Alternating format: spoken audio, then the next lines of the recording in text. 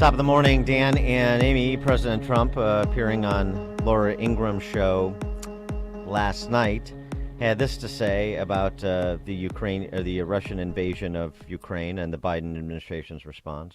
And I'm the one that told Angela, you're doing a terrible thing by doing this. And they were going to get 75%, not 30%, 75% of their energy from Nord Stream 2. It was ridiculous. If you remember, I told you this privately once. I sent them a white flag, a flag of surrender. I gave it to, she said, what does this mean? I said, that means you'll surrender as far as Russia's concerned. They've had a lot of conflicts over the centuries. So I think that it's a terrible thing. The way it started, I really don't believe he wanted to do this initially. I think he wanted to do something and negotiate, and it just got worse and worse. And then he saw the weakness. And, it really started, I think, with the weakness in Afghanistan, the way they pulled out of Afghanistan. I really believe that's where he started thinking, he can do this. For more on this, we're pleased to be joined by Peter Rao, who's Senior Fellow at the Hudson Institute. Peter, thanks for joining us. Appreciate it. Good morning. Thanks for having me. So I want to take the first part of what President Trump said first, his recounting his exchange with Merkel about Nord Stream 2. And are we learning a lesson here, the West, from Russia that we have or should have learned from China, that sometimes doing business with your enemies doesn't increase the peace, it just is a predicate for underwriting their hostilities against you? I think that's right. This really does sort of spell the end of the post-Cold War order, which was defined by interdependence and globalization, one could say.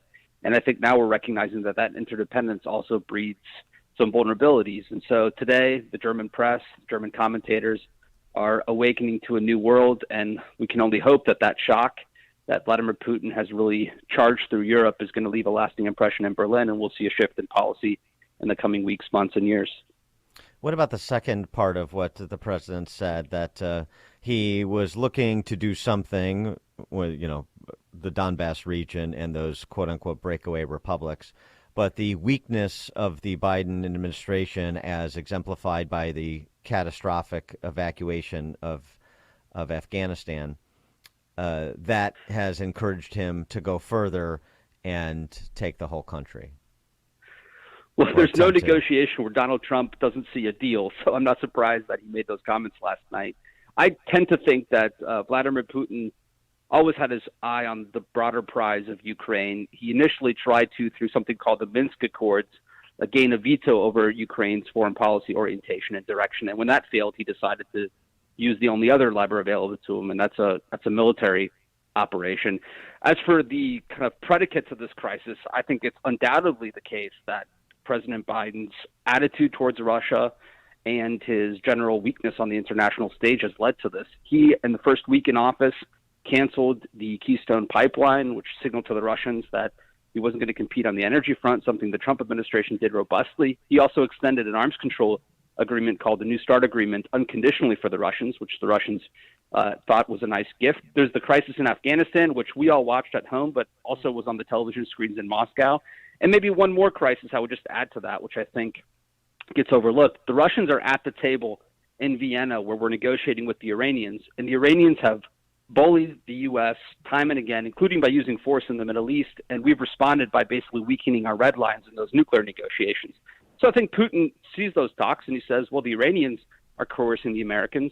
The Chinese got Hong Kong for essentially no price. Maybe it's time for us to have our a turn on the international stage. And so Putin moved into Ukraine. So what's Biden's allegiance to Ukraine, considering that they paid his son a handsome salary to work for that energy company? Well, I think that what we've seen basically where I think the fate of Ukraine was sealed came in December when President Biden said that he would not put ground troops on the ground in Ukraine, would not insert American troops, which is all fine and well as a policy if that's the choice you want to make. But I don't understand why the U.S. lets Vladimir Putin into our calculations when, in the reverse, Vladimir Putin, in a very cagey and shrewd way, rarely reveals his move until the last possible moment. So I think as a general matter, irrespective of the specifics that you're alluding to, I think our posture of trying to bring an economic sanctions campaign to a military conflict was just destined to fail, and I think just had a general stench of weakness to it. The other thing, too, I mean, for all the talk of NATO and the commitment to these international agreements, international security alliances, the West arguably betrayed Ukraine per the Budapest Agreement, right? They gave up pursuit of nuclear weapons in exchange for security assurances from the United States, from Britain, from Russia. And obviously that's been violated by Russia, and we're showing ourselves to be, tepid at best. At least that seems to be some of the indications coming from Zelensky in terms of what his expectations were for support versus what he's getting from the West. I'm glad you raised that, because everyone talks about the Iron Curtain that is NATO, and within NATO there's a provision called Article 5 in the founding treaty, which means that when one ally is attacked, the remaining allies come to its defense. And because Ukraine is not in NATO, the argument goes, we don't have a defense obligation. But as you said, we signed on the dotted line in 1994, the Budapest Memorandum, and this was in order to get the Ukrainians to persuade them to give up their nuclear weapons, which as part of the former Soviet Union were on Ukrainian territory. So what's the lesson on the proliferation front for other actors around the world? Don't give up your nuclear weapons or pursue nuclear weapons, because it's really the only guarantee for security that one has. I think this sends a terrible signal and could have repercussions in the years to come. So Russians, they've begun their attack on Ukraine. There's reports of hundreds of casualties so far, and he's warned of more bloodshed. Ukrainian President Zelensky is appealing for peace, obviously, but Putin's saying, lay down your arms and surrender. Zelensky was a comedian 3 years ago. Is he ready for this? He's actually performed, I think, pretty admirably over the past several weeks and months. He's shown a lot of restraint, and that way he's tried to keep the Russians from having a pretext to go in, because Putin was searching for a political rationale for a decision he had already made. He's also kept the Ukrainian economy afloat, which has, I think, been rather difficult, and he's tried to push and press the West to deliver more weaponry and more support. He gave a very important speech at the Munich Security Conference on Monday. So he, under great peril, left the country, went to Munich in front of the assembled international stage, gave a talk in which he singled out Angela Merkel for her weakness on this issue, and basically held the West to account for a policy of appeasement. So I think he's actually performed well, but they have to have a plan now, because I'm sure the Russians would like nothing more than to kill Zelensky, to install a pro-Russian puppet regime in Kiev. And so these are really dire moments. There is no peace offering on the table. I mean, we can talk about the importance of peace. He speaks Russian and gave a talk to the Russian peoples last night in an address where he told them to take to the streets and protest this attack. But I think everyone's under no illusions that Putin's past the point of no return.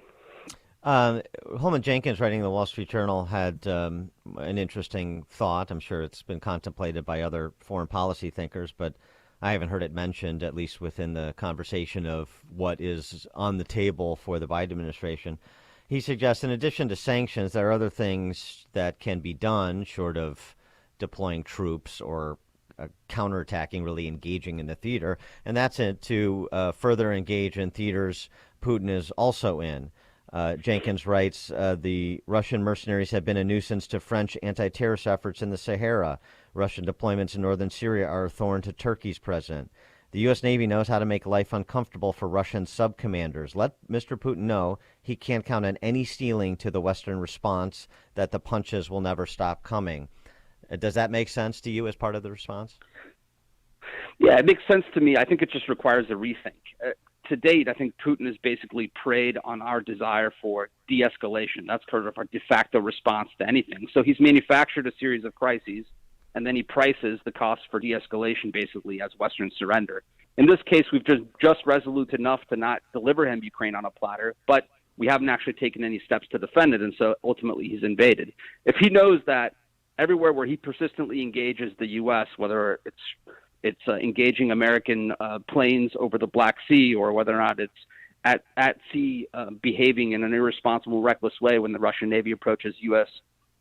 Naval fleets.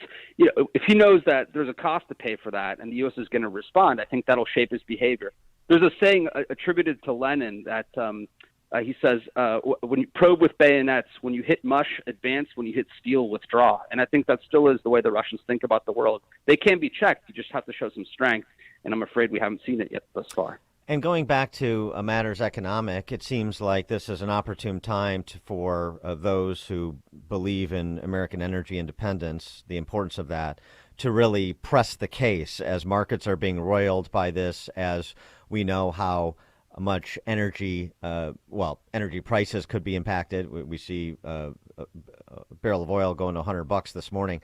So there's that pressure, but also the opportunity for America to make a play in Western Europe to say, you're going to start buying your energy from the United States. You're done with Russia, and coming to some sort of terms on that, which would be better for the West and would have the additional benefit of debilitating Putin.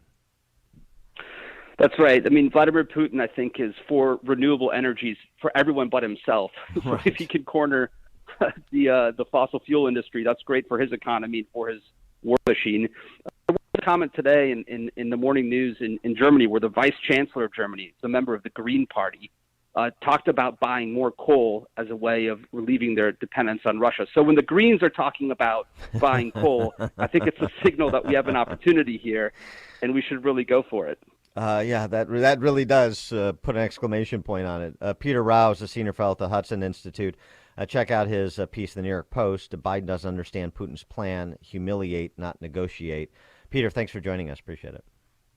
Thanks for having me. Thank you. And he joined us on our turnkey.pro answer line.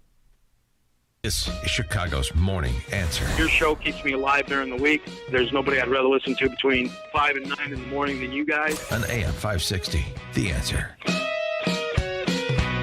A while back, we at AmericanEagle.com were asked to build the e-commerce site of a major candy distributor.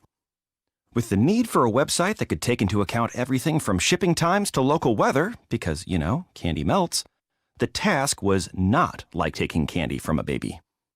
Fortunately, we live for a good digital challenge and free bonbons. So we got to work on a slew of complex integrations, including a shipping algorithm that factored in variables like distance, speed, and location. The website even let the end customer personalize their candy for special events, like weddings or, major website launches. When all was said and done, our client enjoyed a significant increase in traffic, which we were also well prepared for, and an increase in average order size. A sweet result indeed. For complex e-commerce sites, digital marketing, UX, and more, talk to the experts at AmericanEagle.com. Don't just grow, soar. 40 days up to 40 pounds. Say it with me. 40 days up to 40 pounds. That's how much you could lose when you join NJ Diet. Because NJ Diet only takes 40 days to lose 20 to 40 plus pounds. Since NJ Diet is a contractually guaranteed money-back program, you have absolutely nothing